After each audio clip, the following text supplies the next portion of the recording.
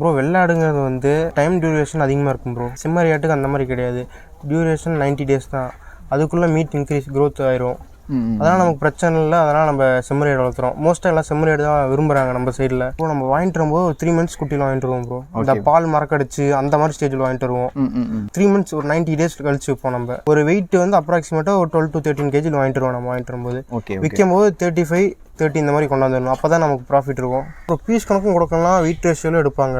நமக்கு ப்ராஃபிட்னு பார்த்தீங்கன்னா வீட்டில் தான் ப்ராஃபிட்டு. வீட்டில் தான். ஓகே. இப்போ வந்து இப்போ லாஸ்ட் 2 daysக்கு முன்னாடி 380 போச்சு 1 kg. பொங்கல் சீசன் வரும்போது ஒரு 400-410 போகும் ப்ரோ. 410 வரைக்கும். அதுக்கப்புறம் குறையும் ப்ரோ. 350-330 இந்த மாதிரி வரையும். 330 வரைக்கும் கூட போகுங்களா? ஆமாம் ப்ரோ போகும். இப்போ 330ங்கும் போது அந்த அளவுக்கு விற்றோம்னா நமக்கு ப்ராஃபிட் நிற்கும். ப்ராஃபிட் கிடைக்காது ப்ரோ. நம்ம டைம் வரையும் வெயிட் பண்ணணும். நம்ம வெயிட் பண்ணணும். ஒரு பேட்சில் அதிகமாக வரும் லாபம், ஒரு பேட்சில் கம்மியாக வரும். ஓகே. எல்லாம் பேலன்ஸ் பண்ணி விட்டுக்க வேண்டியதான் ப்ரோ நம்ம.